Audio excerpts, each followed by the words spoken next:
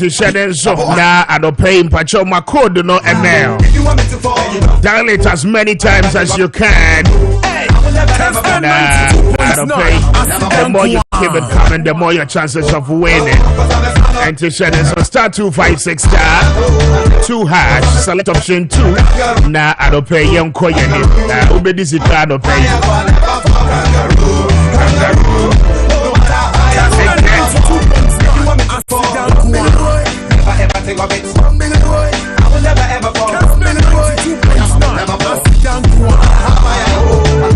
I'm faster than it be bad. Chocho industries for that robot pay. And I get marching in and no and the brother pay so which you and Pacho Chocho no. So when you take breakfast, you chocho tea na fat live no a big gun show. And a bag in a big gun show na no man pay especially. But your BP how I get you chocho BPT. I don't pay with the between show now one no man. A babu every day say blood pressure in your head the about. My father, you ready? I will be close to be a good flax in the moment.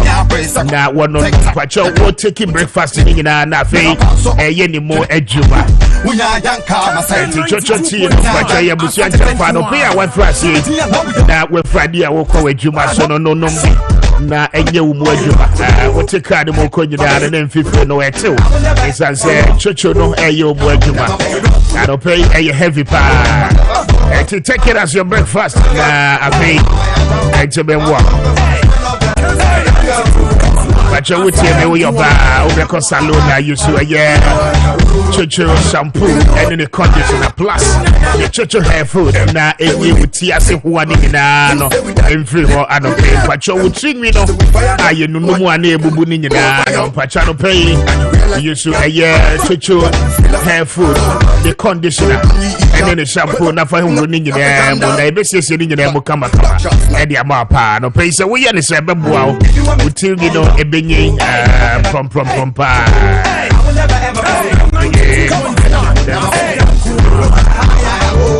we get this area. I was skin tone and no at the mouth.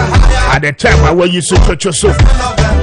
Now, what you put them in and saying, an idea free honor. I chose so color number toss of oh, your chocolate, oh, your fair, and now we are dark. When you move to send me a pacho and copper white, and a pay will be used to a year. Chocho now they are shasha, pacho, no more yet. For the shower journey, driving me and I feel with the chocho cream that's fashion. Pacho, skin tone and so ever more. A beboa, I'm a widian or a tosso come up and hana.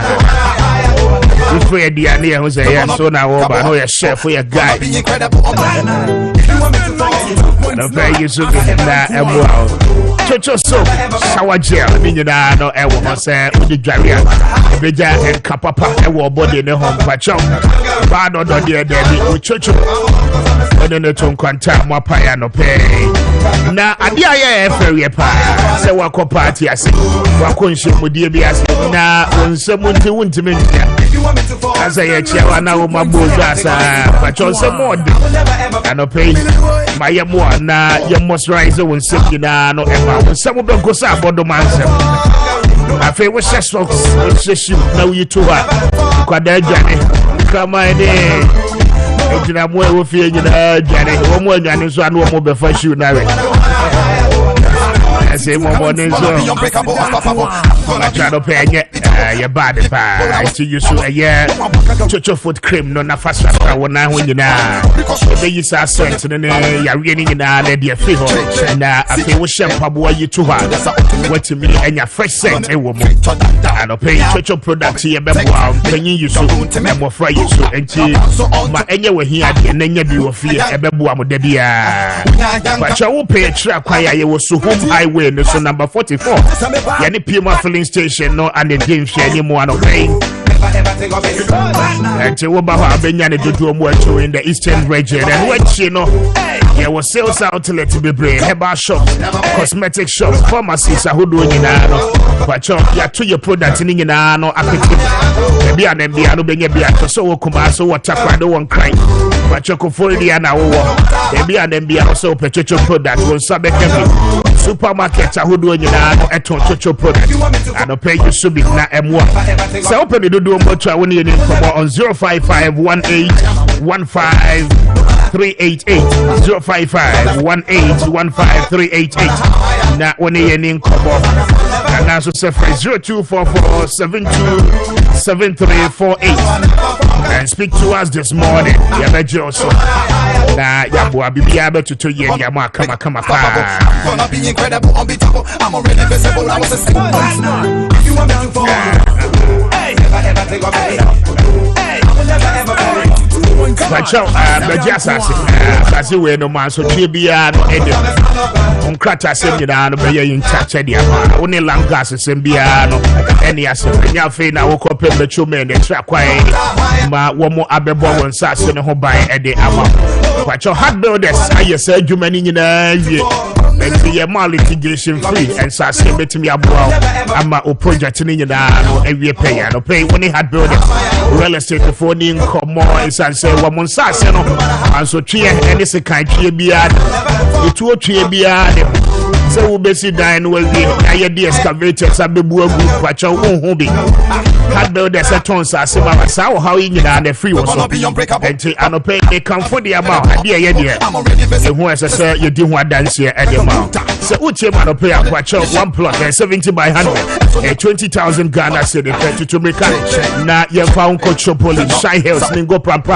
Na young coach on Sass. I feel you open you better at the amount. Na I feel to me about project in the no area pay. Had brothers in Kwan and Bebuao. I was quite so. Ube huye ewa shaman kakito and chewa pe ane wo police station and chewa ube huye wo ho. Shadow so say weekend be beginning Friday mornings and Saturday morning. And they'll come for sightseeing na afe wako shensa sena koye inspection. Maybe I pursue chamwa bi and you be try Eddie Abuao. And watching your building material, but your open blocks are the sealed open bricks, and now so say open polygons, but architectural designs and drawings, and I open say yeah at the Bua, but your be at the Bua. I feel open see a drilling borehole at the mouth, open iron rod, roofing sheets, and ye be a Bua project no every pay a one-stop shop, and what a hard builders real estate for us. I don't pay menu here now, one so only hard builders for any income. One more ebejo so now I feel one more to me about yeah more assassin on a buam was your project. But you bet me to be a trust here. You be my boss means now I feel the accounting now what you chat and crack. And Cassa won't change now project to the crowd a frost here. I don't pay when you income on 0593-244-322 0593-244-322 and also set for 0591-599-006 0591-599-006 Behoya ewa shaba kakito na adope woni ye enin komo say I buy a so change na the Twitter land litigation unless you say be a own pay was something and I be kwa the todi asum jene if you want me to fall hey never ever take off you made him come on sharing so numbers here 0550596 929 0550567 my drink training in no emra ya beje na ya can kind in no idea about Grace Gift about clinic for Daroma but your Dr. Grace board do air to Nasia no pay and Oshim School Junction Barricade Main Road in the whole other year headquarters Kumasi in Pachemuna make a was I feel bank so one more and new at Timota Petroleum Estate one more and a Family Life International School edition anymore I don't pay say happy tension quadia but your only Dr. Grace board do name come up to us here better diabetes and typhoid hepatitis all kinds or types I don't pay only Grace Gift in come up so would see a prostate enlargement how I do with your I'm not with your home here and ye I don't pay would see me but your worry to the Shanekas I want in my infertility no a wire bano and a beman no but your brand you better show a tuning and what say about one to me about it be so why you want cause our lifestyle so Toba, a put to be as I see a demo. Young Juicy Candy, you better show me a solve the problem in the no Ediama. And Juma Pa, you need me, let's get to back, you're heavy pa. I don't pay for the name come on. Now, you better share. Now, after I want so etibia, we your bar, we your bema, only a tinker. Watch out sexual performance, no from weakness and qua, okay, anymore, no way. I don't pay you more in our company, and I want no intimate buy. Only a name come on 0246518003, 0246518003, and I face 0543320030. Now, only Grace gift about clinic for a name come on and pay. One bejo so I do my boy. How do you know to the cap? I'm gonna be incredible. If you want me to now, a lot is happening. Now, I don't pay your bay, Juma, a year. Baby, any area so be quiet. Constituency, there is a leak tape, allegedly. Now, tape no has to do with the voice of the member of parliament, Alfred Obin, the honorable member of parliament, former chief executive, and the man boss. Now, Papa, the Hunsempi, and they audio no abano. Because explanations are a audio, so allegedly we hear some voices discussing the choir Wamube Fasua, Wamube to me a winning primaries. Now, in terms of primaries, no, I'm talking about primaries are ebeba within the New Patriotic Party. Na afe party no ashe a year candidates ahodwa womo ebe contested on the ticket of the New Patriotic Party going into election 2024. Now the concerns are that do elections be a year parliamentary candidate, any presidential aspirant, pay no yetete, sikano we actually be which say we must say candidate we need to meet you and the dodo. In fact, at the end of the day, the highest bidder becomes the winner. Now, Amanyofono said the debia no one no. Unya kape yesa adansi die way. Then the treasure one on the tree asasika, the debia womutia, and so debia womutantro edit treasure. Na tape we are abano. Ayasem sebe enti yebebo tape no allegedly we are told say the voice of the honorable member of parliament for Bibiani Ariaso Bekwai.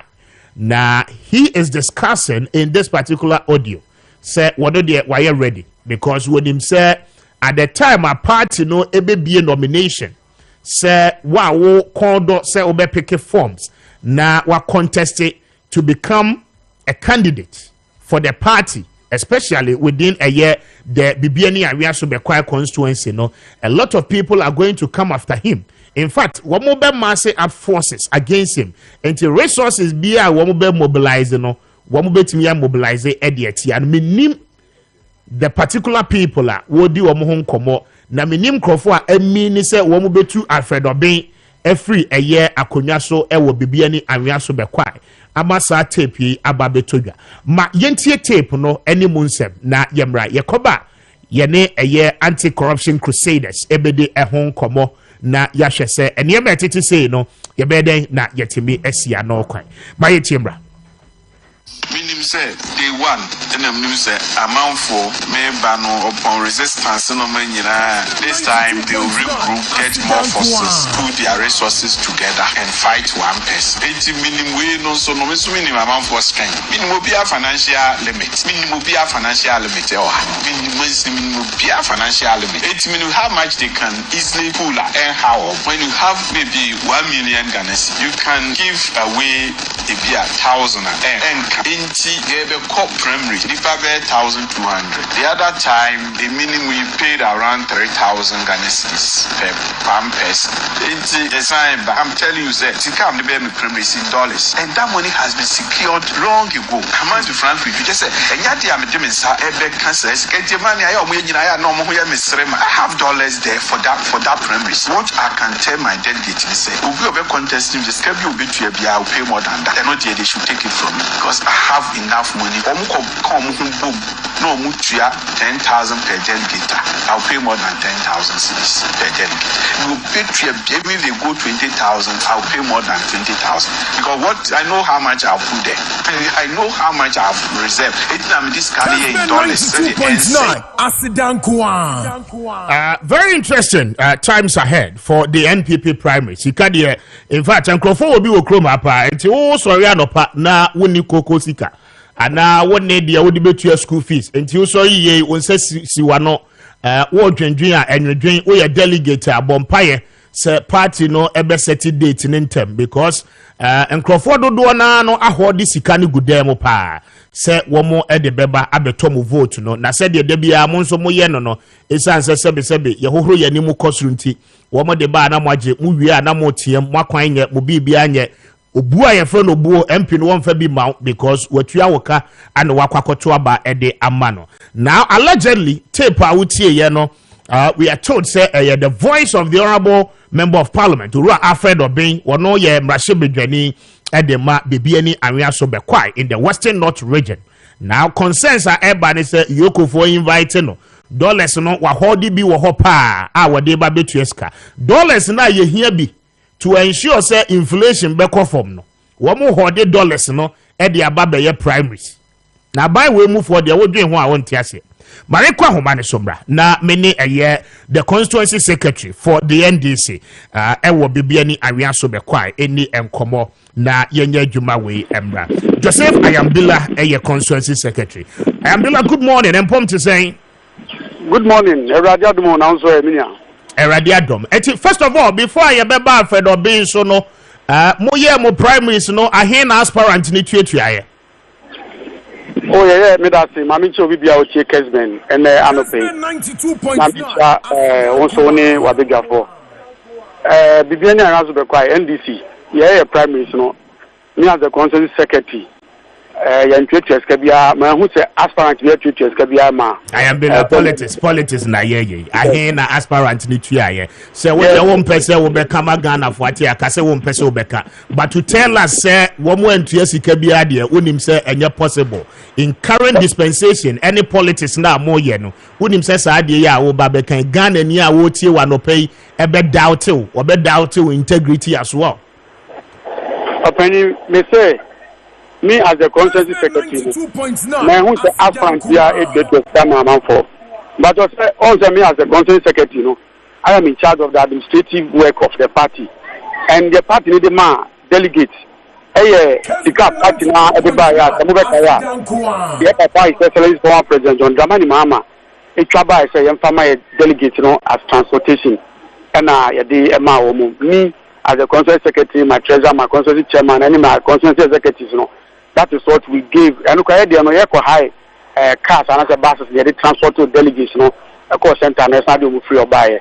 So if any aspirant say, I'm not aware, we'll be in what this family. So I say, or friend, me witness, and I to church Kadima. And madam for lawyer Bernier and former MC, any aspirant, Tomo contesting Yenino. Womo share delegate and him so mon sunlight, woman free woman cry and I say Emra to Abama womo wabra womo amo biashe. Sana wo catch a Ghana for you no pay. I can confidently tell you, sir. Tell me who so be discussed will be Sama. But what I saw was that I saw packaged food, drinks at the Omnima delegate. And I can confidently tell you that I saw that is because will be discussed will be sent there. Maybe some will send you for no more, but I saw some of your reporters there. Mummy almost say I need someone for Chiska on ma. But I confidently tell you food, drinks there. They said water, drinks in water. They said them their delegation openly. Now no be Jebi. There's a more politics amoye obibi ani anwea so be kwai no. Abe showmanship ho. The owo sika na betimi win seat no. Ofa. Sasemu ya wakofa bai anana mitie Ethiopia na oboy. Bibiani Anyanso is not noted for such opulence, such recklessness, and such disrespect. In who be that? This is he's Papaniano Kasai, a member of parliament. On our everybody, it's not the first member of parliament in Yanoha. We have experience on Abu Kwame Appiah. We have experience on Abu Adamu, Honorable Christopher There, Honorable Kislabwaji Jedu, and now all none has demonstrated this kind of recklessness, disrespect, indiscipline, and show of opulence like that. And can you believe, sir, it is only his tenure, so and he is not development oriented. Not being, I say, Oskapudo, enti, Omobia, say, or respect here, once I have a SFE. So, Obusefi Fua, you're winning a waha. How can you openly declare, say, Unimobia Botum, Unimobia Sikao, and Obianto? How did you get to know that? To disrespect your members, and I said to disrespect a handful, businessmen, politicians, and war assassins. Why? What is wrong with what is happening to this man? Now, we are. What's our catch? We say, Omutia say, tape look out. Say, last 4 years, you know, Omutia 3,000, meaning he gave them money before they voted for him. I know. Against our electoral laws, say, opinion, we say, you just can't say, and I'm to Abamani. Let's see, I know, 100,000 crowd, or more than that. So, in Nagimuno, he is going to induce the delegates, say, or qualify, or fatal, bet you know, or Mubajis cannot to Abanaman. But you see, there's something that is happening. Every day, now making references to elections, I call politicians. Something happened, I saying no. And that is what is happening in the Biennale and Rasbekwai now. Now, if you move around the Biennale and Rasbekwai, people are saying, "Ye pempuntu, ye pe nkambom, ye pe se ye koye nim, ye pe numa." The only thing I say, "Oh dear, over the man is gonna I see no formula now. We can ye beji, nenso young to man." Now, you see, the MP a security conscious part. You should have known, say. She said, I say police for Kwabon, but apart from so say you could investigating because the man is the power dollars for Omo, you special prosecutor. You could investigating and say why then? Sir, he is holding monies which are dollars. I mean say wakra to the nominal they could think of for some dollars. Now obey there who say what dollar accounts, he can't the bank baby, I obey there. Same as here investigating no. Investigating the better and I'm a penny. I think I see investigating. Every other is going to politank, man, is going to pass it. Because when the club be a scanner, if you have to thank him, I miss the panel or Cobabin or $2 the blower. Thank us, send our contract, how you must say your dollar account, but I'm going to the money making it. And I'm investigating one and two. Also, I suppose you know for attack because now a common diamond for power. I'm a man from Sonia Brea to 2.4 so Sanya there. One day, man for be quite the band says, cannot turn who be creeping with Kabuta or Mama, or is now it's an asset to the constituency and Ghana as a whole because we're a member of parliament. No, so Muko attacking because of what he said dollars and one or Koyana saw by. And to what he said, it's reckless and dangerous. Oh, yeah, it is even a detrimental to the economy. So we're investigating because people have been arrested. That chin say, I will keep dollars on Nama inflation echo. He must also be dealt with by the law. Investigating the scanner or one a legitimate or bank. And yes, short particular maybe acquire and maybe what Bema if you want a man for Nanaku to buy a constituency as I say, or become a queer demonstration, Nanaku Fado, a man for yes, for Gum, a man for peace, a former minister, former regional minister, honorable he has talent in stealing. It's possible that money could be state money because why you don't have Bermuda? Why is more boss that I see you? You do not have any evidence to that effect. It's to me conjecture. It's a possibility. I didn't say that a fact, a possibility. That is why in here investigation.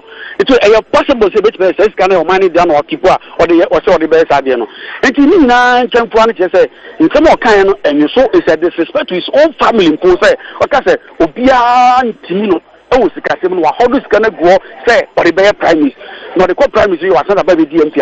Try or buy no developmental project next to a conscious here.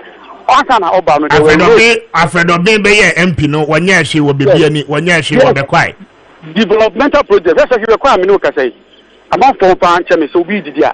A Jana Baku needs a quick as yes, if you require Baku there's no public place of convenience. So as I'm speaking to you now, the BNI SGA town will do estate no matter the Oba and not the chance here. The Oba, the assistant being more through a court 3 good years new. There's no single machine on any of the roads, not quite to from Subun Kwanta Akuti Ekokosi Chano. The same thing. Now we have a mining community. You have a mining company or Bebiani Krumhanma. Make us say Nanti to Bebiani ha Omutiha. The word you Yasaki be Brabati. Shoko Old Town. Any zongo community very close to the mining sites. Now what's your resettlement? You're near resettlement, you know. Koshe Yari among Fasha Enya.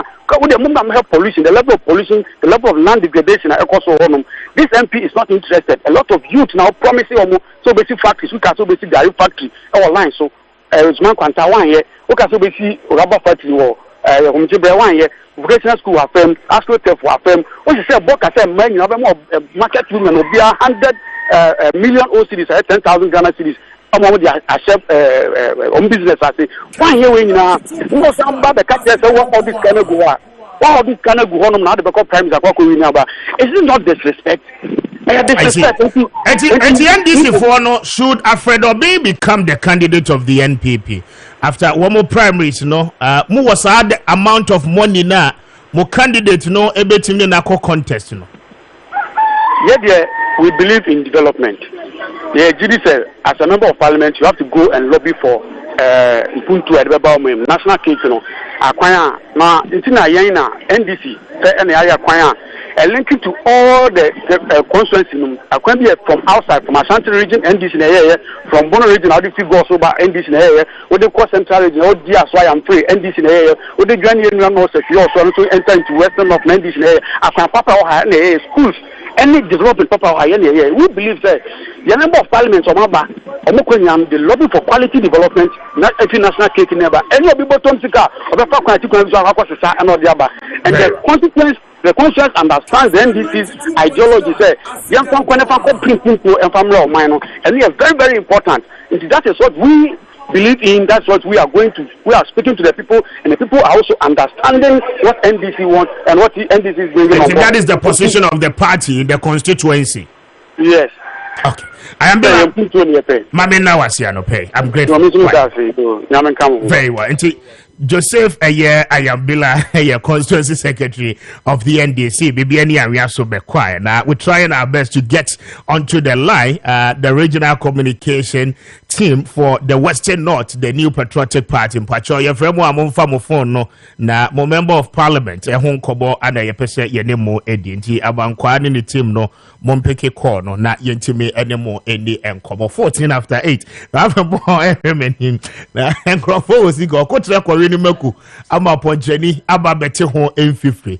$80 no mpacho o delegate a position ho ye because unkwemu beye the papa na me party chairman at the regional level nipa etise the contest no kra mani nkobi because ankrofo we no woman the party ni be co-opposition in 2024.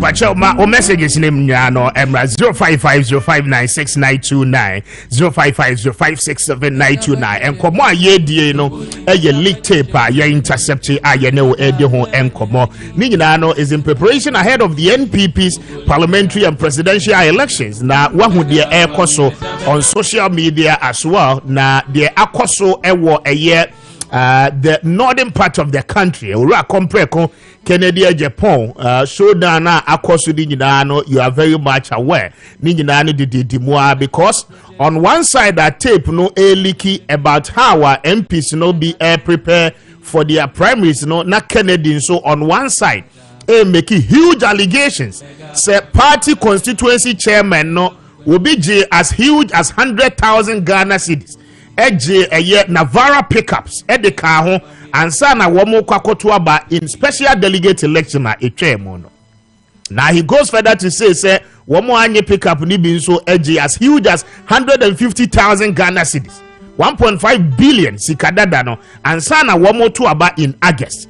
Now Kennedy call northern region no or can some na no uniform na what the evidence pickups ni adia wono ewo wono phone so a wo hu se wo mo de che party chairman ne bi no wo yi kire eno ne man to kwakosi ye between one of the constituency chairman said there be untimi ma constituency ha make such allegations ha etisa eti ye ba ye no ebedi hon komo now what ye the league tape allegedly we say after the being come out so no na Ghana for so mind more day but yes still you will seek to demonstrate in that effect pacho send so dial star 256 star na afi select option 2 on Kessben Passport na ye be show sika anopay and sa na ya sorry so Dr. Asante atunase mame Emma na chin na member no akwaba Doc Maakye yeah na empomo to say Adam yahu ya papa very well ya da trade ampo ase radin so go so extra yen na yenyi a ya pese ye te sewo said the won fear ne ko wani ma still na no utimi boss staircase ne ba ne de na chese duane but my delegates for no so ntias yes so mo timi $10 no e so nya pomoden I see uni apomuden ha basa ye the dollar dan makura ma ono a Ojimi ni 80 obibia opese onya dollar ni bi die no ana se Ghana sika ni bi die no uhi apomoden eno na no pay me babuwa wo ba ni edikan ni chia obibia ba television kesie so Kessben TV in free ha because conform be no pressure delegates no can be no pressure I tell you peja adwuma kesie bi to ho so a anadwo da wonya den onna but still no Ghana here obibia enti wa pressure no pay no ya pomodin bomb carrot cucumber atadwe ne akikaduro carrot cucumber atadwe ne akaduro blend it nanu be mama why okay but pressure no now no ne fidi pia modipin li solo prenef card ne akika no injayansa so when me kire no carrot cucumber atadwe ne akikaduro and no the nigga that boom no blend now one nom yes juice to say the juice in the tiana and that crime a demonstration be inti Monday be number 8 to 8:30 who me ho me yes a demonstration nyina akira manfo okay because ye pese Ghana ye kuyanim amanfo would do stroke no sikafo bebre o de da form here just because of anti pressure draw no doc where free advice senior bani subiem carrot cucumber atadwe ni akikadro and they easy baby will be abenya okay so Numbers chapter 11 verse 5 was say nuane edi ane nya ho de e be cucumber no jene no garlic no haba mono no one cup pizza one can drinks so when me kire no one can na ma ya chie e wo ho enti mesre Ghana fo say wo pressure carrot cucumber atadwe ne akikadro blended no be yede mame uni pressure pa utumenum as antidote ebe bua pa ma ni kind of vitamins or supplements ebe bua uni pedua no so ama uni pedua no enya anwodere yenko prostate so prostate enlargement for no we have fresh tomatoes carrot and cucumber blended no mame what ebe bua wo anya sa say ya cancerous obama so ya majusika ana ya show catheter oba ya majusika ana say ojonso opasa me sa boss bi o ho prostate in the mema na higher pa obi mpa nya be 45 na prostate ya den ha no but infections na the infections out nti mema na sabi baby ana do be ma wuran misraw aya use protection me advice to say cheat on your wife or whatever, but so when you come on use protection because still Ghana here maybe you womanizer but still Ghana here I'll bet me play a very good role be I'm on mine if he say Solomon Kura no it is fresh tomatoes carrot and a cucumber fresh tomatoes carrot and a cucumber a postrated drokers here pa but see how you saw maybe an emoja neighbor and the quetchery ubaba masuye and I'll see ya so now bema ne mushisho mesra say ubaba masuye na mabua masuye kokomlemle senate for office that them ho kokomlemle senate for office that them ho and as a Kumasi Cultural Center Kumasi Cultural Center Kukwase family numbers and we got numbers in here 0550 43 99 20 0550 43 99 20 027 027 28 92 701 027 28 92 701 Mama yasha WhatsApp on WhatsApp ni 0244 42 00 69 0244 42 00 69 and then china muntie ne ye a special day ema asante heba okay before buy asue ebia nrobi e beto am 5 million 6 million ene china yade bia e ha wo no uba asue ya wo card ne ubi bia e 200 cedis pe ene china e special special promotion yade bia tete wa wo de baba ya asue no okay with 200 cedis wo card ne wondro ye den yede bema ama ho ayeden atɔ enti hyɛ so yeden ne fama me efe mum ye hwɛ adabrijo.com no ya ka adabrijo.com abema asabe untumi nkɔ oyere nkyɛn sa problem no wo Ghana ha Ghana for mema pa sesi ayi mema bɛyɛ 10 emu 8 sabi womuntumi nkɔ omo yere no nkyɛn ba obia ni hwɛ sesi akora sabi ya politics ni nasefo no obia no odwene saa de no ho sika so wontumi ni wanum kɛkɛ enko a ohia oba wo yere na waware no ohia sauti le meche na se nti sɛ wogi saa sika bebrebe dollars ni nyina wogi na wontumi enko wo yere nkyɛn a ye problem o wo yere obegye di ama akwada ketua bi na efe wo dollar ni nyina abe in vain anuti Dr. Sante say enuane awudie no se wudi a hweniye busa won say dua no adi pa da be yama menipadua no enuane bebre wa wudi a obema bewu uyo obema na wudi asikyere nuane bebre obema na bewu wo wi nkotodwe bebre at the end of the day obema na bewu unum energy drinks bebre at the end of the day no obema na bewu unum drinks ni bebre insikyere nuane no at the end of the day obema na beden ebewu enti mesramo mamu ni di basa anajudidie for no munjai but sane ma no the blockages na ba untini no enti from kidney no ebi kura na anwa ayede abam na untini no emu esisi ebasa mujara ntumi ni afro sane at that point of time no obaba dabrejo eno na Dr. Sante say ye wo ye local duro we ya hwe ye nko a ya to ni say 3 in 1 be cleanse kidney no mu enkakra ni arteries no mu enti wadwene ye say opese ko yere nche oh no problem wadwene ye say opese ko fiance nche no problem na sabe ubetumi ene o partner no play empamagoro ama o chene bi wan kokunu because Ghana for man bebre ewu ni nyana no e free jealous untumi ne o yere na o sa o yere kwa ye bi 3 days o ma ya wadwene ebebom obaya ntokwa gidigidi no wakokunu ehu hia 3-1 ye 100 cedis pe ubenya bi ewo Kumasi Cultural Center Kokwase anase Kokomlemle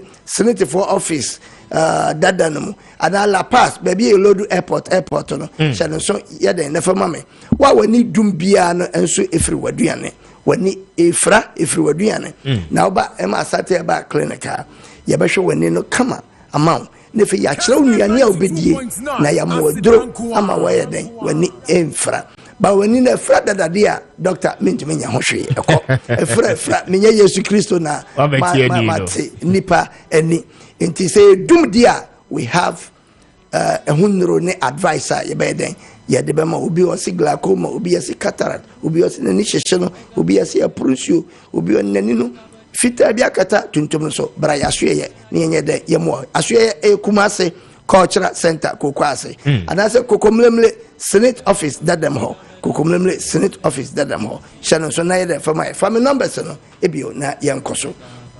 0550 43 99 20 0550 43 99 20 027 027 28 28 92 92 701 701 027 027 28 28 92 92 701 701. WhatsApp line here 0244 0244 42 42 00 00 69 69 0244 0244 42 42 00 00 69 69. Kai who say ene ahomache. That is Wednesday ahomache. 4:30 going to 5:30 1 hour. See Kessben. Na ubetse mene ewo ho. Yebesua de don hwere baako. Ukua da bia se Yesu ama ukua da bia ubetse anasa wote yanka ewo Kessben afidie kesiye so hyene so. Enefe yawa da bia so morning show no so ubehu ye so sene ene uhume wa so ena ha so no ebena da bia say no hyene so na only Dr. Santi wetumi asua de bebre but watch whether me dey ma on say upeja aduane bi na wudi aya busa ho say aduane we a medie no edien kura na be ya ma me ne padua ti ye sa Ghana ebeboa ye papa me dem asipi say motie ye ewo Kessben TV kesiye so nyame nka obibia ho yade bi hawa tu anamon tentem bramaso ye ne won bia de be ka kiro ne betumi aye no ye be ye ne ye den ye de aboa me hesitate kura men ka so o kira adechi da bi ebe wi ase na ye too late so there na apa me damase nyanko po nka obibia yenzi ye da se nyame insha Toboli mega famile zamenamu na lena hokwela sio na mlo definero toboli na me bo abaso so se me penye we bi o kara de maka because mega budget bielo mega budget bielo mega clear energy mega famile zamenamu mega famile zamenamu na lena hokwela sio na mlo definero mega famile zamenamu definero Kessben 92.9 Asidankwa Toboli Ati mame now I say Dr. Santo from M. Asante Herbal and I will tell you Kano. But you're saying so many say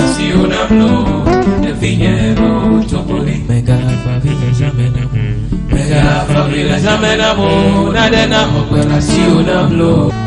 On the 3rd of November, the Mokpa Conference, at the Bro in the Greater Accra region, beginning on the 3rd of November, and Shannon Super and Mommy.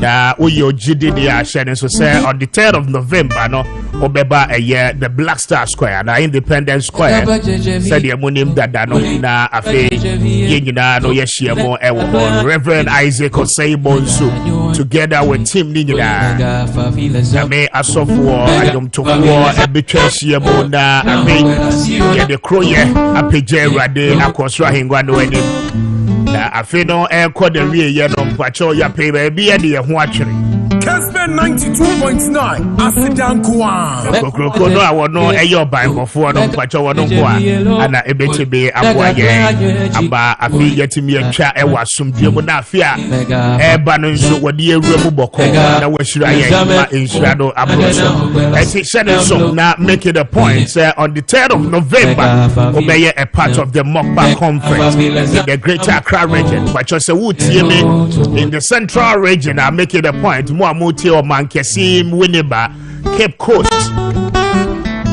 Mina enen empacho munyina no mpacho ubetimi aba na watimi aba be bompa ye afi wutimu obudumburam wutimu Liberia camp wutimu Kasua among from Afitobua de Babesi Makati Weja anybody nyina no mpacho you can be a part of it na afi nyina no ya sorry ya tontobe rade mu amutie in the Eastern region for free dia for so home so mega for Muamutie, upper mega, lower mega.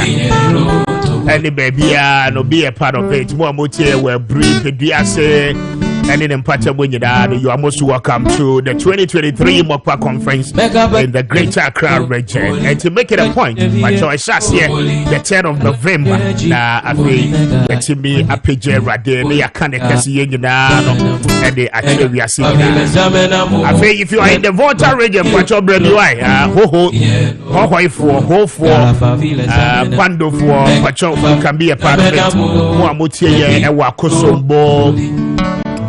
Kessben 92.9. And in the Patabunya, you are most welcome. Now, one cry there, Pacho Mountain, as I say, a Beboa conference, a Betua Bear Rade, that Reverend Isaac or Sabon, so when him dear Rade, HMA a funny so a year. Himself conference, yes, you will be there, and to know be a part of it. Now, a Rade and Shroud.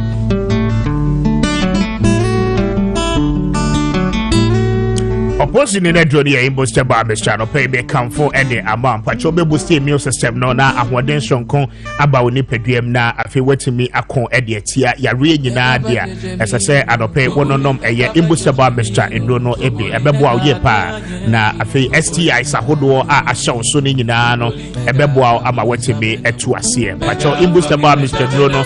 Heba shop will be a more ube rebiano, ubenya be ato na afe wetebe anonombi, ebeboa uye pa. Se opese utuno dudu mwa, only imboost for ebedin komo on 0246208496, 0246208496, na only imboost about Mr. for any ensa waswo anopay. Na Chef's Corner, pacho eye edidi biya bakwa.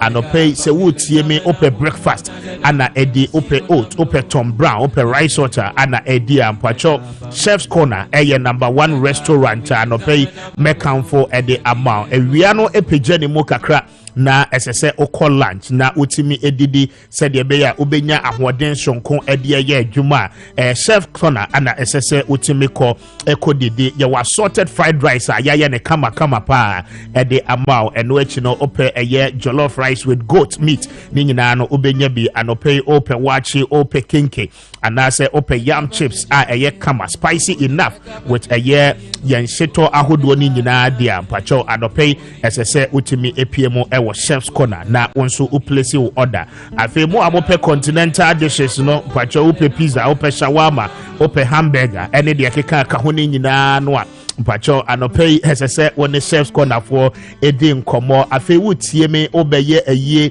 obeye party wedding engagement pacho opese uplesi order na ye aduane ni nyina no edema buffet na ope ananso se opese ye etete packaging nice ede bro ewo meeting na se we engagement na se event bia wo ye bia no ofre eye Chef's Corner ye beje so na afi ye aduane no kama pa ede abro se de beya animguase bia no entime enkoba obehu wo mo ewo eye Abeka Junction, womone Ghana Communication Technology University no ana eben womo ewo main campus no inside Ankasa ewo Caprice adjacent Boomerang night club no na anope woni womo eni enkomo eho ana wobehu womo pachofre womo on 0553720033 0553720033 na oni Chef's Corner eni enkomo ana wobefre 0240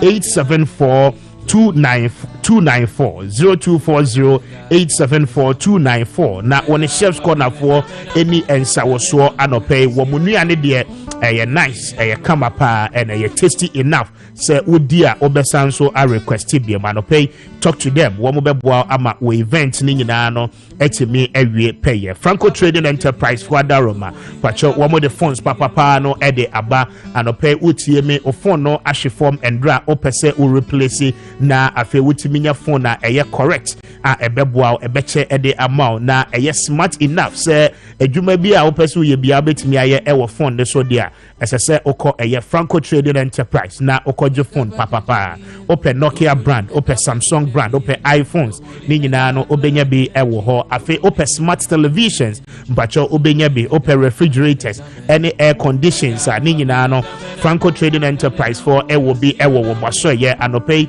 call across the country wamo branches ahodo no and showrooms ahodo ni nyina no ebie anope woni wamo enkodi enkomo discount price wamo atete so the amount enti okwa obetimi enya bi ato na aboa odwumedie bia wonso opese wodi edi afei se we Android user mpacho ko Play Store na download the Franco Trading Enterprise for app no na place your order ewo so mpacho ehode obenya discount no kese mu pa na afei etimi aboa ama watimi asave ska anope only Franco Trading Enterprise for any nkomo on 0246 422 338 0246 422 338 and also sefre 0555 939311 0555 939311 na on a Franco Trading Enterprise for any nkomo anope 36 after 8 a higher Kessben na afren ponziga atinase anope na meneno ebedi nkomo anope mabe kwa homane so na mene Kwabena Amankwa Asiedu Eni Nkomo or a deputy regional youth organizer of the New Patriotic Party for the Western North region. Amankwa Maakye Adope at saying Speaker Bakupe, maybe also part I want to say Eradiado, Benso Behoye, Bibiani Ariaso be quiet to saying Oh Namiadum said that one will try a boy Kwaya Junior fellow Kwayawa Chayabunti and Yahweh. I'm going diabolic. I don't pay you. Oh, rather down the home Yaminiano, Manola, but down Connie, my train, but yet, you come up. Edge why? Oh, yeah, madam. We buy money. Acquiring the low boy, we buy money. There be jail which I have a sweet mammy. Why? Oh, so the million. Now, a member of parliament, our constituency, precisely now was saying $100. Eddie Guha, what they babetu Amoka as delegate. Now, a fame what to aba Eddie Amano. Allegedly, we are told, say, tape, a taper. The Honorable Alfred Obey, the voice, Anna Ewoso. Pacho Jina Sumame, let's see a tape, no, na afe yeniho enkomo. Master Speaker. Minim said day one, then I'm new said amount for membano upon resistance no manyina. This time they will regroup, get more forces, put their resources together and fight one person. 80 minimum way no so no minimum amount for strength. Minimum be a financial limit. Minimum be a financial limit. Minimum be a financial limit. 80 minimum how much they can easily pull out and how when you have maybe 1 million Ghanaians, you can give away if you are 1,000 and cop primary, if I 1,200. The other time, the minimum we paid around 3,000 Ghana cedis per person. I'm telling you, sir, to come to pay primary in dollars, and that money has been secured long ago. The money front we just say, "Yati am doing sa ebe cancer. Get your money. I am waiting. I no more. Minimum be a financial limit. Minimum be a financial limit. Minimum be a financial limit. It means how much they can easily pull out and how. When you have maybe 1 million Ghana, you can give away if you are 1,000 and cop primary, if I 1,000. The other time, the minimum paid around 3,000 Ghana per person. I'm telling you, sir, to come to pay primary in dollars, and that money has been secured long ago. The money front we just say, "Yati am doing sa ebe cancer. Get your money. I am waiting. I no more. I have dollars there for that primary. What I can tell my delegate is say, we will contest him. Just give you a bit to be I'll pay more than that. Not they should take it from because I have enough money. No, Kessben 92.9. I'll pay more than 10,000 cedis per delegate. You will pay every they go 20,000. I'll pay more than 20,000 because what I know how much I'll do there. I know how much I'll reserve. Abankwa minim said the Honorable Alfred Obey Edi Kaya Woba Bibiani Arian so be quiet. One in a year, Juma ye pa. The voice never tape you sing. Speaker on one voice. So local when the card you to Motista station be say on one voice. Okay, and first of all, no, it established Alfred Obey member of parliament for Bibiani Arian so be quiet. The voice na your boy ye. On one voice. Okay. And come on, no, why Nedi? Honestly, on one asema okaye no or say or guarantee interview on one FM station I will be and ɛna nkɔfoɔ are taken out of context saa na ɔno kae nti mede ɔno ankasa no asɛm ɛna megyina so ɛde ayɛ but first of all speaker me tape we say no in fact me say no me reako pa me reako na ɛyɛ ade a ɛni kwan sɛ yɛ so sɛ amanifo. Now, I expect every well-meaning party member, I expect every well-meaning Ghanaian to condemn. Hello, I'm Kwame. Hello. Speaker, position who you can na online in more breaking. I feel to us. Oh, I feel what you mean. Say, dear, I'm to us. So the American say, I expect every well-meaning party member to condemn this act. And I expect every well-meaning Ghanaian to condemn this act. If we say, your party no say the city, no, you are first kasem entity. We share your party penny for more the new patriotic party. You raging what Nana Danko Kufuado no, you are combined upon or those sacks no, and penny for a tea party. And said the Sabinisi kasem nominating your party. You would be a whole farmer and you to watch and your party. And it is only a member of parliament or your MPP near within the tenet of the new patriotic party. Let's say we could deny Fidias, let's say because we didn't come out when we be a record. No, would you like us a Fidias who Cassat Renko for say, well, gather enough dollars. Now, the measure in prime minister, let's say this will be entry. And me, I will never defend this act. I won't, because, Speaker. 1 million Ghana cedis. Adi ebetumi ayo obibi eni anya so be kwa na eso pa. Eso. Me no ka say so the 1 million Ghana cedis. O se sako kanesika da de no ma. Aye 10 billion ana mewa. Exactly. 10 billion so the ura bibi eni juma. Na so ka so mo be bia 1000 Ghana cedis kwa ma. E bi be ka ma obetumi a chama other constituencies simple. Adi a me hu say bibi eni anya so be kwa efunia no. Eni sika ade kwa koma delegate. So be able to be nyadum. So we know Juma ya. Usro Bruni. What you say? So who co-primaries? Why you would you make? What to be only party for the new kama? Bibia Ekosufa. Why you Juma? You have enough just sure. Once you spend 1 million Ghana cedis, and so be able speaker. You see assembly wa as a peniano, assembly wa as original, assembly wa as chamiano.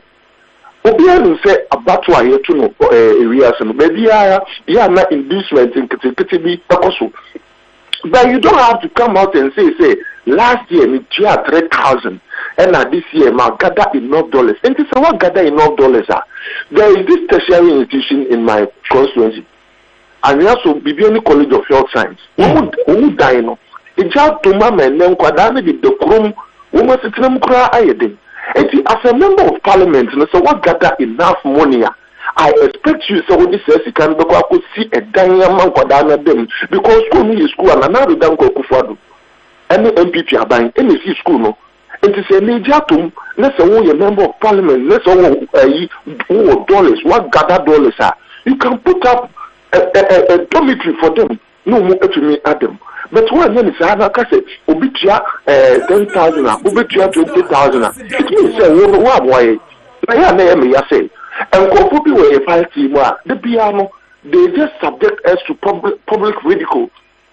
Shejuma be by ye. And then Yatuni Mina, and then after the dollar man issue, and then and then Kwada Eco School free. And allowances are yet to amount of only send me if you go growing area. Yes. Kokwa ya tum I let you de 4,300 akwesi kakre gwechira esoche ebija for the no. And then you 20 million good and then after the $1 asem ne yeka. And you look as if say anytime you be papa with the no na or the important and then your party no. It's me must say party penny for say be young friend no na young cousin no.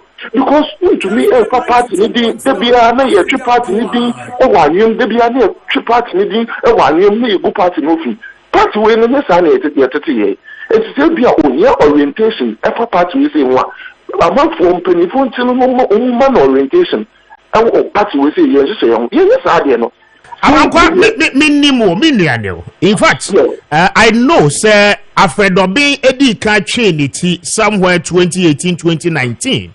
Wobabe contested BBN area so be quite seat, you were one of the key people who play a role in ensuring say Alfred Obeng be the candidate and the member of parliament. In fact, at some point in time, you were his spokesperson. And at that time, the party's tenants, any a year the ethics, the guidelines are more the year Juma as party, Monty me and Tune for say we a candidate now about primary sir. And say we be 2 years just to induce the people to ensure say we mo beto about the amount. I think say we na mo contribute and ama na bedu baby awa bedri. The speaker made a surprise workers assembly. Now you see the fact that some contribute to here and Sana Obabe MP. And I said the fact that I'm a spokesperson and Sana Obabe MP doesn't mean say oh yeah the need your party necessary my anchor. Yes, I was saying previous load to 3,000. I presume say na munyina mo ka ho munim say no kwa kotua that amount. Enti enye new. I presume say munim say ni sumaya wo mu no, right? Speaker, assembly na say granted says we 3,000. Me pacho uti say ukudina fidie bi su kan then say we kotua 3,000 and also be 3,000. Enti na me di ka cho say e woni me bi wo ha ya de nyina na ye ka Kessben because we have delegates, some of the Obama, no to share delegates who Munko cry. Ali Suberman is be Suberman the Kessika. Therefore, a member of parliament, or Sayam Renini or a lawyer. So, the baby general to give Swababe Kasa Ghana for say, I have enough dollars. And only it raises a whole lot of concerns. It raises a whole lot of questions. I say, me by now, let's say, lawyer Kisia Jabin, special prosecutor. Afreno, akosheno, because who package dollars, your source of income, who package dollars, and then dollar buy amount for NDC for each year, Serenia Basana, and then move the dollars, a Google passing and say anything. Sebi, you are afraid of being a senior about baking. Well, yeah, NDC for you. Because me, as a deputy regional youth organizer, I don't even have 1 cent in my room. I said it defeats the purpose and what the president says because dollar ne ho kwa atwe asa mo party nim mo aban mu na mo na mo sade dollars in the side this year. You see, and then I make a choice say aban mo panyin bi aniwa me nim so the dollar gu ne dem. Na the you are for doing aba bekin no. And I make a so ya men this for nya. What men this for nya? Because one year now what be by ya moving pin and is supposed last year beto we and no crying can ye sabi ye the top that some I am an akufi now was have because I say we say ya let's say why they say we too for won't ye but and I make a choice say me can wo cry do buy me we me papa now ya de na nya me show we never can no show what you say Paul say me can no kure kakre ya me kai madam mutamfo na me nim say asem ya making wo be ba to abogu park na so be dey make catch na me say ene dey bibia ni anya so be kwa efo hia ene dollar de be ma delegate no bibia ni anya so be kwa efo hia mpuntu ene bibia ni town rules na na dan ko do ene ye ru abodi di MPP aban sha se bibia ni town rules na tutu as a deputy regional youth organizer me na mama so bu and now correct the various projects you have what did you do and another danko kufu do shasi and do na kamwe. We need to complete this project so that 2024 you bring us and papa dia catch bibi any else be kwaiko the who the plan say who the sika be go dem na do who say delegates for the say we money na say to better to sika mo madi na ye wi a irabasa ye hwehwe wa you a na no one new party ni me I'm speaking this based on any constitution the party no. Yes, so you're a party member, you should protect and promote the good name of this party. And see, acquire you have the being party for so Kasa or Pidima. So, Sebi, one more party was subjecting the name of the party to public ridicule. And then they had to tree, and no, $1 for no, $1 for no. What I say, and yet, it's bad. Are there sanctions applied to him and for making such public utterances? Amunim say a go against party no Emra. Oh, may I expect your party leadership, national for Council of Elders, and name Umpenuku Kitahono. Woman for you, Rano. Let's say, woman Yanaka because the Biano, you bought Europe, the Alfred of India. Now, acquire a Bono and a Baton. You bonidia, now acquire Bono and a Baton. Most was embry, and then, oh, another Ganko for Juma Bibia Warrior. Papa, Woku. Pa Magana. That's one confidence is a by one who did dream as a papa. woman my party ni bi enya tantan ebi ni you afraid of being enti sanko for na woman dane Jonah woman ba be for ship ya yetini a ye de ko ni we ya ship yi sinki no and net something for no ebi ni you afraid of being and ye fellow na ye sanse no because to me your party no tantan no your projects be achievement be social interventions be in a certain bit that time and they are told and then a dollar boss dollar and then you didn't know Mambasasa region to me Western North region and you're one of the deprived regions in Ghana and it's so what dollars are I didn't know any more region no constituencies be I didn't know more the indigenous of the region no more for any BB. But so they go in and say, "That's not Parliament," and that's what Parliament. And they do what we will find ways and means what it is. Mr. Speaker, NJ, until I make us a money now, we condemn this act. I expect civil society organizations to condemn this act. I expect my national executives. I know that they will do the right thing. I know because national executives, regional executives, constituency executives, they are not happy to hear this. Very well. Now, yes, let's hear the content of the tape. The Honorable Alfred Obey makes the assertions Onim forces are mobile mercy against him. I do not know the referrals and not what person will make it. Why more than what be any and we are so be quiet and our regional executives know amongst you are Moya Madre say mobile against him for that reason. No, one also minyawa meyonti or done the hosui. Speaker, me as a deputy regional youth organizer, it is my duty to say, Nipe Pia Yedene Beba, candidate, be a major Juma Amana Wene. As you speak, Western North region, you have only 3 seats. Bibiani, Rioso, and Akontomra. And you may want to say, under my tenure as a deputy regional youth organizer, you bet me a turn this region blue, you bet me a majority seat, I say. If you whoever be a contest, Alfred Obey, may mean chase me. And I only limit forces and go for marshality. But the fact that you are alleging say people are marshalling forces against you doesn't warrant say now granted, or no other way seat from Abuadi Jidu for former MP no. Or person to chase forces being no marshality either Abuadi Jidu and Sana or other way seat nana. So we say be a tremendous Rayana.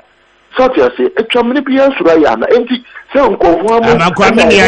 Yatete from the grounds. Say more Kasa executives no more Sanso Akwakofa Abuajijedu, former deputy health minister, former Western North regional minister. Ne papa any or my hene Masa Akwakofa no de neighbor say one me contested na won two Alfred Obey after say we this seat no so for 12 solid years. Mo Sanso de neighbor so me two Alfred Obey. Na say mo executives na mo planning sa de no against a sitting member of parliament. How do you expect the member of parliament to sit idle and fold himself and say there be seat no infring in Samosa? Mr. Speaker, point of correction. What did you do? When it 12 years, so the 8 years, 2012 to 2020. Yes, but even in that sense, when you're 2 terms, and today Samosa must say up against him in that regard. Me Ubia Unim Kwabna Kwabia me you have what did you do crown Ofia Kunya Sukran, me manager and so. The last time I'm vice president now you're regional tour. Enemy Hono. Me to a minute and Casa Fonso. It is so big to now there be no Becase and our regional executives. And this is not the first time I hear MP or make it Adian. Ultimate show, what's up platforms so. But you see, Eliaso Koriko Kutiria. Let's so what I. But we are when Sabuaji do a baby, right? Me crown on a walk at me, I'm saying, sir, as deputy regional youth organizer, baby, and we are so be quiet. Wo constituency, you are telling me, say, one year away, say contest na eba bekosono, Kingsley Abuaji Jedu Ebesanso contested him, 1 year away. Speaker, because me about the financier. And then me physical meaning onka Abuaji Jedu friend me say, me say that because look, I am working in 9 constituencies. 9 emu 6 ekutende sifo me many abrese kodom aye pese ye sasi ti no and to make crowd not me spend most of my time outside bibiani and else me never bibiani me ba bibiani ma try 2 days na me Nti maybe any someone ever contested, one ever contest. Now granted, so be about the contest here. Me pacho akonyana yet so young contest here na. So no young contest here called the contest a certain MP, our regional minister. It is so be the contest why you don't want to hear Jumeyi. What you would Jumeyi? No delegates need to would be a pony on Brazil and some pass some call for. It would that umbeto.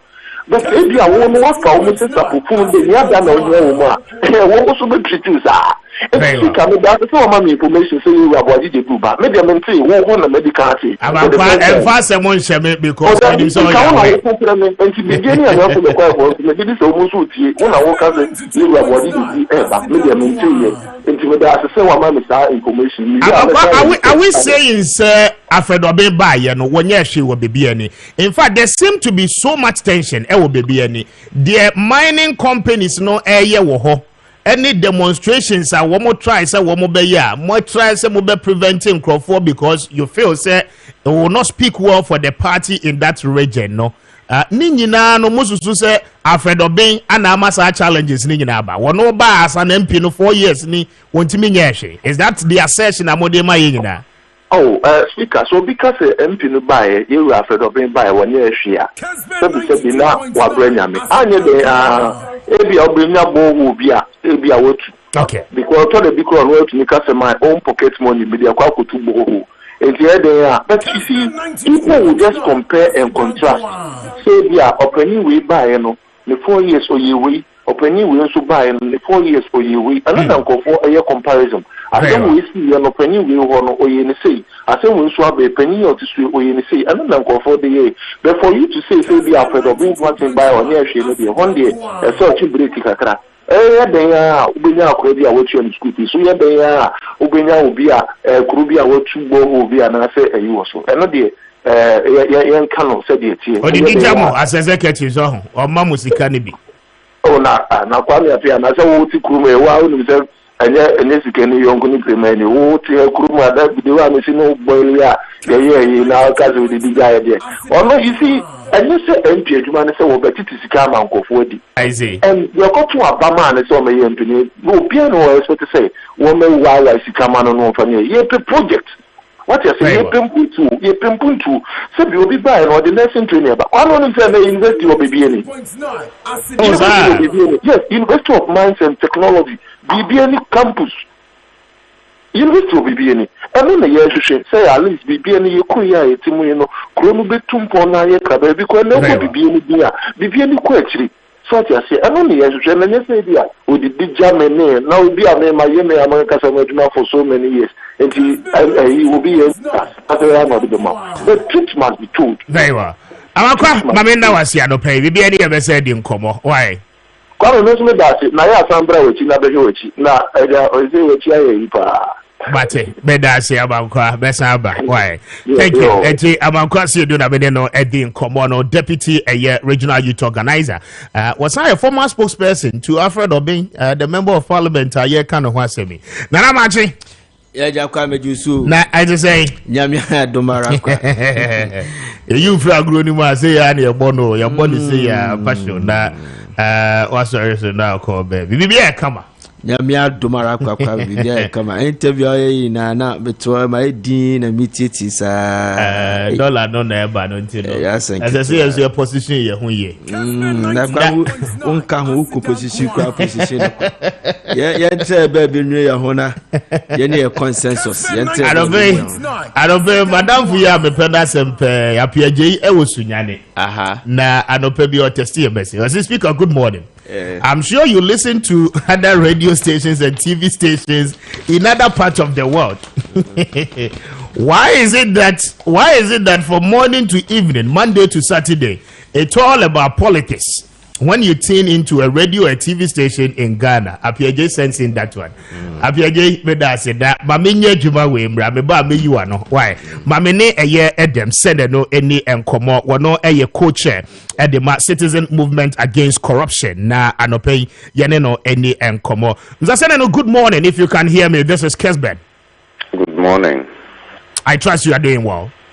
Yes, I am by God's grace. Very well. So it has come to the public domain, some allegations and then issues raised about the sitting member of parliament for Bibiani Ariaso Bekwai making a very public declaration that he is more than ready to pay monies to induce delegates to vote for him ahead of the NPP's parliamentary primaries upcoming. Now, the concerns are that he's been able to hoard enough dollars that will convince the delegate if they are to pay much more money to induce them to voting for him. Some of the things like this are the very things that anti-corruption campaigners like your very self and then your institution campaign against, how we can be able to have a very sound political atmosphere without any form of inducement. Now, let me hear you and then the concerns you have on this particular development. Well, thank you very much. What the MD has described is what we call vote buying. And vote buying, what he has said is an intent to buy votes. And that's an electoral malpractice covered laws of the country. Electoral laws clearly state that vote buying is illegal. That attempt to gain items for their votes. Now, it's a criminal offense when done, and it is something that even when expresses, like when somebody expresses an intention to go and it's captured. Can you please hear me? I can hear you. Can you hear me? Can you reposition yourself? We have some breakages in your line. Okay, go ahead. I think it's better now. All right.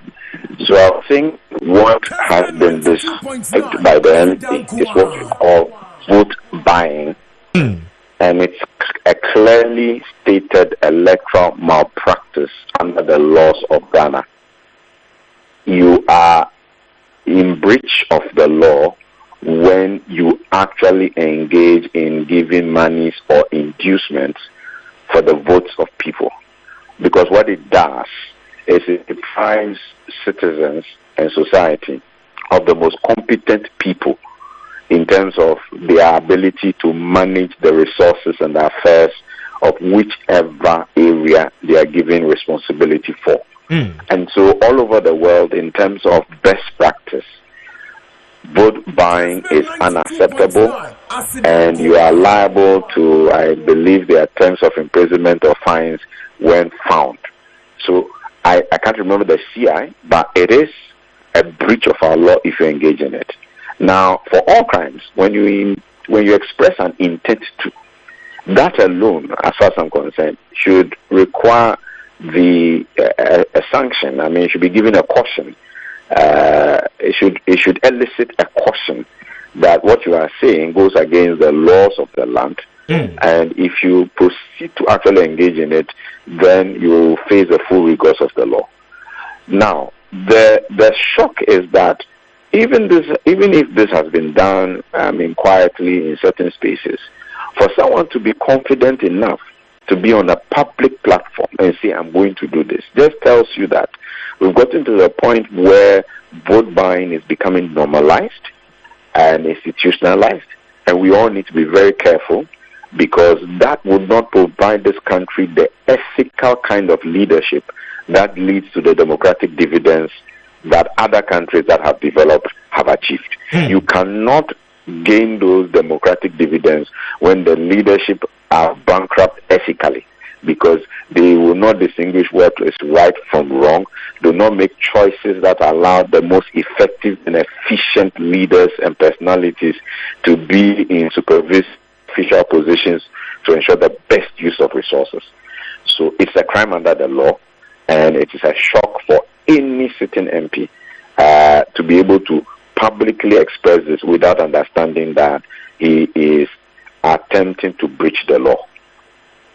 Very well, but one would say this is just a mere commentary or mere words said by the honorable member of parliament, and so there isn't evidence of the real act in doing what he has actually mentioned. And so where does he become liable for an offense in terms of prosecution?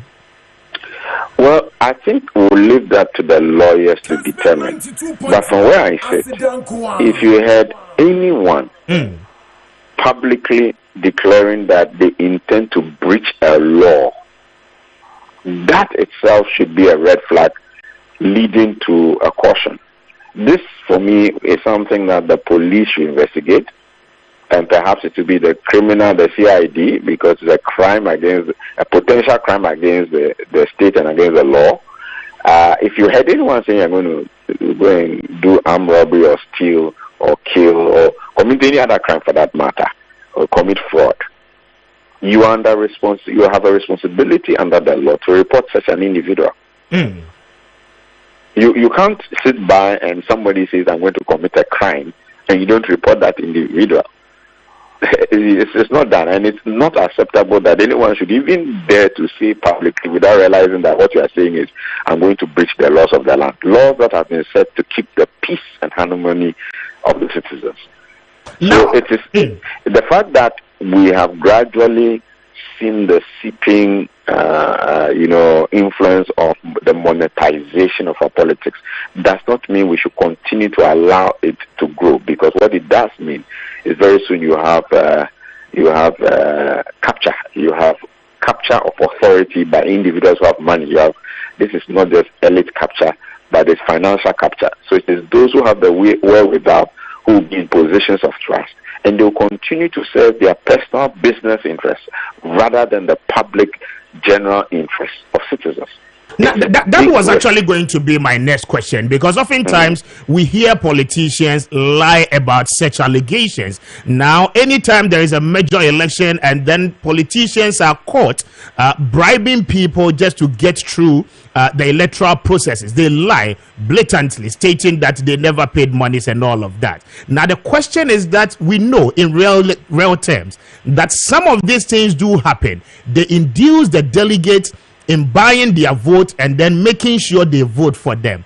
How do we reduce some of these occurrences? Because on the other side, you are hearing Kennedy Akompre Japan, who is a presidential aspirant, making huge allegations against fellow contenders and stating that some of them paid as much as 150,000 to party constituency chairmen plus pickups before they even voted in the special delegate election. And so if you hear some of these things coming from the angles, from different perspectives of the same people within the ruling political party, then how do we ensure that we're going to fight some of this canker moving forward into a major election year?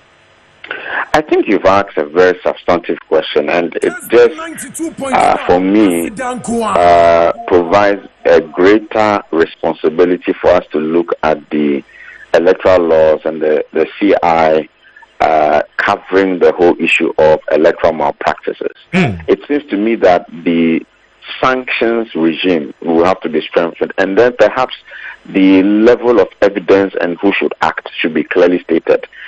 Because in my mind, we should not allow individuals, doesn't matter which political party or coloration they have, to be on any public platform, even in private making statements of this nature without immediately being picked up for questioning, cautioning, and when necessary, sanctioning. Because that's the only way we are going to guarantee that this nation remains, secure and is making progress for the future.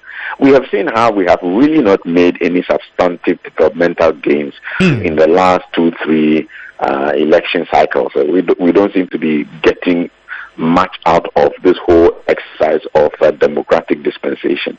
And a big part of it simply is the political party arrangements and the financing of political party activities. Because you see, when you have individuals who purely it is because of the amount of money I spent, then there is no limit to how much they spend. They come back and they spend the entire 4-year period trying to make back gains, not just to pay back, but also to make profits sufficient enough for them to be comfortable for the next duration. That kind of venture totally undermines our capacity as a nation to make good progress, because where the best person should get a contract or should be the one to be nominated for something, then we are thinking about our family, friends, and cronies, people who will give us back passes and contracts and what have you. That is not the way to manage a country, especially a nation that is so rich in resources. And ordinarily, if everybody was just doing their ethical bit and managing things well, all of us should be benefiting. So this poses a big risk, and I am glad you have raised this question, because clearly, if they have started talking this way, then the kinds of money they are going to be spending, you can be sure as soon as they get appointed, elected and appointed, these are the people who will be robbing the country and the state of the resources that we need for development. And we should not countenance this kind of talk, nor close our eyes to what is going on. So perhaps this should also be a call to the Chief Justice that as we approach the election year, what kind of strengthening of the necessary laws do we have? Are we going to do to ensure that our politicians don't take us for a ride? Very well. Mr. Adamson, I'm very grateful for your time this morning. Thank you so much. Thank you for having me. And to co-chair the Citizens Movement Against Corruption, Edem Senedo, Ada Menino, Eddie, and Komodon Pacho. You better draw Cecilia, na afi, more winino, yet me Edemo, Eddie, and Komo. Nana, Bremuma Mena, Mintio, na afi, Yam Koyanim. Yeah, Kwame. I am the passe.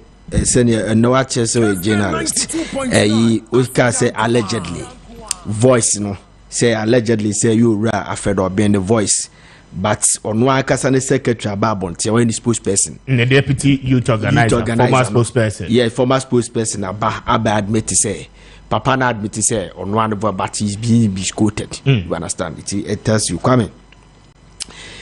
I listened to a security expert, I don't want to mention his name, okay, recently. Now, or could be the father hardship of this country. Now, or they compare the jolly and the champagne campaign of New Patriotic Party.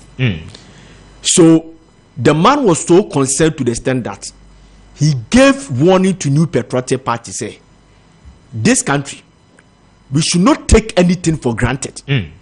Say, Kwame, primaries na ebeba no presidential primaries no se ekoba se aspirant bi atue sika bi a emu odu pa as compared to over 200 and something thousand delegates ekoto abana na calculation ne ba ne hu se esika doso posei e na obi atua e de be flag bearer na se Kwame omo investigate na kura 7 previous manu susunu asema na masada e na masa so Ghana Kwame sa no money to be the Cuba. I'm telling you. Because it me the bafi say o man ho ha no a se problem bi anu o man mu a obi na na ade. But the moment we are going through this economic mess, so be bie na no say anase Kwame, so be ekotresi kadoso probi say na so on care about the situation. Now it tells you a lot. Kwame 7 previous. And therefore, me kwasi penny bet me akututu e de apamumu ni namu de afri. So a big concern. Kwame, listen to me. Obeka say MPP for be delegate super delegate what delegate conference. E wa juso. Statement about Bontene say mo bia erected giant billboards. Yeah. Mo bia nye banner akesia glamour especially in Ashanti region. Party no minimum situation on my near womb, Jamaica, and aside on the fast so at the cancer because previously no move would be sad because I turn economy here. But let me tell you something. I'm saying this say they should take the audio to linguistic laboratory. Near say one, you establishes a papa there the voice. Say establishes the voice necessary and your doctor da as I say Kwame removing you from the primaries and say some man contest there be Kwame because some man contest. I'm telling you Kwame, this is serious. And I said tape now about what the trana maintain it right Kwame content in the part and this serious political party remove this man would disqualify him. The former spokesperson they say any voice. On one case, yes, Kwame. Serious political party they should the man should be referred to the discipline committee based on the guidelines on the buyer during the delegate conference.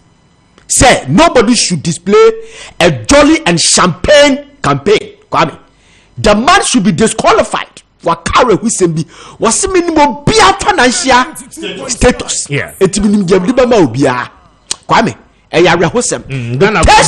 yes, it tells you say we have some people they buy their way.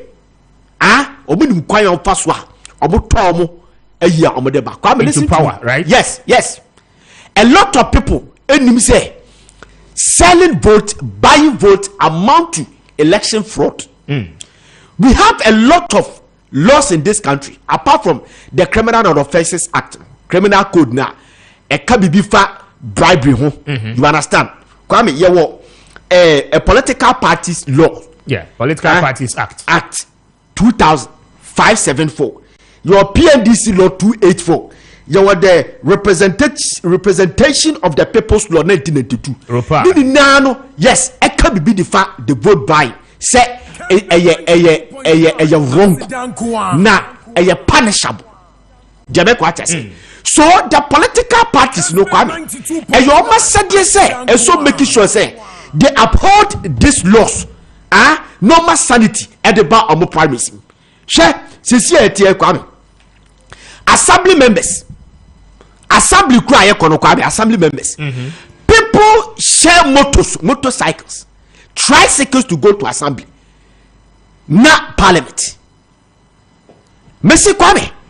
And call for cars, taxes, and the man call for at the core parliament assembly because of BOT build, operate, and transfer toilet facilities, land that occupy any normal beer. Yet contract back could be gata bini 6 unit classroom block about our contract and assembly people pay to go not parliament until say you better addressing this issue of parliament. Kwame, never making sure say parliament no be a co-parliament. Kwame, as I say, you restrict to be a parliament dumano, you restrict parliamentary beer, and the dumano choir say we are making laws. Kwame, na incentives be sa connections be a coso. Any me co-parliament amenda way this anoma na Kwame, any ex gratia no Kwame, yet me jaya sadu we see bicha. Na ye demotivate you Kwame. Over parliament a motorbike instead of it. Rich people are going to parliament. Rich people are more qualified to be a parliamentarians. They are blocking the future possibilities of parliamentary materials. What you are coming, you come now cover primacy. Ya cover primacy, cover. What is Appiah Kubi? What we say? A friend say Appiah Sapobi. Richard Appiah Sapobi. When you pass about to say co-parliament, obet me Abua constituency because he's going there to represent them. Eba budgeta, obe debate, obe move motion, obe make statement, obe contribution, committee level, also are you vibrant, Kwame. And now because of so only secondino, now ya cannot say. And then galamseyers are going to parliament because of money. What you galamsey Nyeska? The political parties no Kwame. Only sika what me call parliament today. It is what's the year parliament after 1996, 2000, 1994, 2004, 2008, and likely by 2012. Kwame, you almost so parliamentarians. They are burning now. They can yako it's business. They don't care. People don't go to parliament. You go to parliament now cause my tenders booker as a west. Kwame, it's a man and conform to na kwabiti o. Ukonyo obi ti say do me kwabenya. Nessa adwasa for kokoma delegate bia 3,000. Now we get insurance cover worth of 100 million, 10,000 Ghana cedis. And the man one delegate. How can you compete with such a person? Kwame, Nana? How can you compete such a person? Maakye Jr. was given 3,000 and a 12-inch flat screen. How can you compete with that person? I'm not saying they don't qualify to be a parliamentary materials, but Kwame better no compete. Recently, NDC primacy amukoye. Yeah. Chofu achumokwa. People were selling aboboya. they were giving away abobo yani motorcycles. Nipa owo sika Kwame okwakoto abobo ya bia 200 ediache delegates say yenkoto abamano no Kwame wo kodwo aba wo nimdie bia pese okọ parliament de boa oman obeda no wako. Nana mame more the first winner for our draw na afi to aso emame enti your first winner no anope no is with the telephone number 0595616846 0595616846 and no your first winner for the day 0595616846 and no the first lucky winner on the Kessben cash pot. Nana to aso na yem place second one no afi yemko. Your political parties no. Yeah. Constituency level for Kwame omo ye corrupt rough. Pa. Omo dey criticize our confusion you. Me so the upper my party nka say afedobe ya disqualified. Ubeti ye nko ebesi okwayiwo. They are not omo nye demonstration because of say ebia afedobe ye good material. But sika dollars no a ye be cash no omo mpe. Omo mpe Kwame. Me see some of them na esi for ma na coordinators bit me ko take car. Coordinators parliamentary candidates bit me to car and the ma coordinators no coordinators na police station executives no any branch and you for the show mas no Kwame yet me to car the mom yes Kwame et parliament adaniska obi to hard west Kwame otimi nkade parliament ya the brofo de ko Kwame ote brofo a otimi nko parliament bo obi ti makola ti amakom ayi ote ayi kumasi dom Kwame kotokraba market why ye say tam na wonim de otimi draw myself ebia 5 paragraphs Kwame otimi draw but the second ni wa ye calculation bi no ko parliament okọ business ye de ko committee bi so no akọ tresika ni edna kwa to committee bi so a juicy committee no aye say tam Kwame ama say na man ya parliament Kwame ama say pa nyame yenka na man ya parliament was about na man ya me say Kwame Appiah be say aduma 92.9 Kwame be say aduma ni this year ye shama obia sabe obo 40 sami aye hwema anko parliament because Kwame parliament no ye say what kind of standing orders of parliament no and me who kwai me ka the local dialect is selected once so local dialect no say obetimi aka unless say the parliament no it be provided gadget I bet me translation and parliament where all the speaker of parliament now me say parliament doesn't have the financial muscles to bring those gadgets to do that translation. Today I can say obi am kaso parliament bia no English. People and confront anti-brofo no and na galamsey for mo hoy ayi okwa western region and central part of central region amansia ne adanse sawe me so de this ya behunu galamsey for kwa enim de and they do musike bewura parliament eti parliament na you weak and now call parliament Kwame so call gallery ono me debater what na say onu mo betimi akasa di na debate okude to be kasa Sam George be sorry yi be sorry kojo pon kuma do be sorry we be sorry omo ma kan na ya na Ryan Court ma be na check your last winner no is with the number 0533-6899-03 0533-6899-03 033-6899-03 and that is our final lucky winner for the day on Kessben Cash Pot. Everybody got out here and now my fast than be my Obata prostate center and pay one more but prostate in an was here and to say what here man pay away a bema but 40 years and above prostate in a house grana draw Johnson 10 temper afi wo Johnson ana wo feel say Johnson ni bia and no echi no pacho pressure ni nyina wo for no pay when Dr. Wilson any nkomo emfi eye Oba Tampa Prostate Center for Aswenya. One more cast one Fifi Pratt last job. No pay when you more any nkomo one be Joseph that I feel prostate need and one more to us here at the and no pay from Tampa Prostate Center on 055 3800 678. That one Oba Tampa Prostate Center for any nkomo. I mean no any nkomo. Hello, good morning. Good morning, Mr. Speaker. Yes, sir. Open you did say if I now would you free. But You're saying Safo Testy Tree Bell. Aye. Congratulations. Why? Say Momo number, right? I said the media I am here and I'm a man we need. So me bow for some of the bros. Thank you. Congratulations to you. Why? Amen. Thank you. I take us to here, but that's I think that's how we know. First, when I see the phone, you feel for you.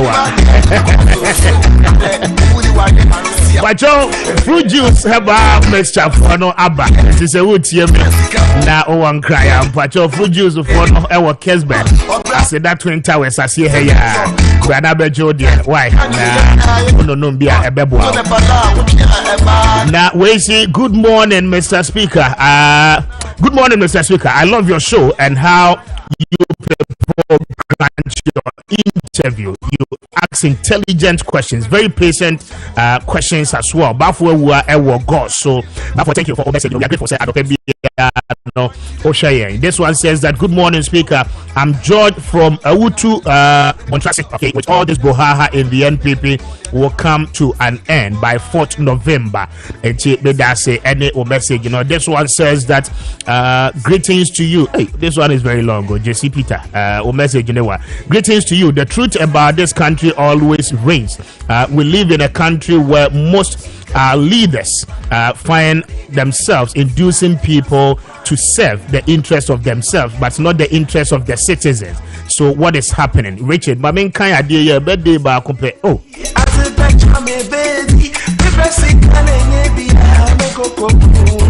This one says that good morning. NPP has no leadership. Baba Ewudu, sensing that one from Dunkwa. Baba, thank you for message. You know, with there. But this one says that it's really disappointing. It's really disappointing in the Ashanti region how the MPs and the chairman look at how the Northerners are fighting for their own part of development in that part of the country, but brutally fighting against each other within the Ashanti region. The same NPP people are fighting against Kennedy Akompreko and Alan Chemartin in the name of supporting their own Northerner. This is all because of their selfish interest. Now, that from Paul Ziga hits the nail right on the head. Judas Iscariot, you sent in that one. Thank you for your message. Happy birthday to Mr. Yao Kwate Ameni Pacho. We are Beza Ewo Kumasi Senior High School. Happy birthday to you. I celebrate you this morning. God bless you so much. The Michelle, I want to anyone to know. Let me wish you about former member of parliament, Busa North. A very big happy birthday, Mama. Happy birthday to you. God bless you so much. The Michelle, now when you're okay. Happy birthday to Joe Adon David.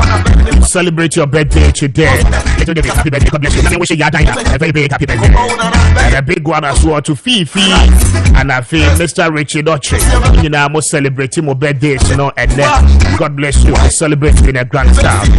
Adam Felicia Lawson and I feel Mabel Despite. Happy birthday to all of you. And to all the celebrants birthdays in and happy birthday to all of you. God bless you so much. I'm sure I know you thank you for your time. I appreciate your time. We appreciate you staying through with us from 6:30 up until now. Sergio comes up next on radio and on TV as well online, and you stay with him for the latest in the world of sports one more at the midfield action in Ghana at the bro. We need a Kwame Appiah Kubi on behalf of my production team, Richard Appiah Sapo, Amos, and Raymond Moa, one more are supporting it. Together, we say a very big thank you. I don't think you're the midweek edition, no, Eddie. But good morning and enjoy the rest of your day. We are out of here.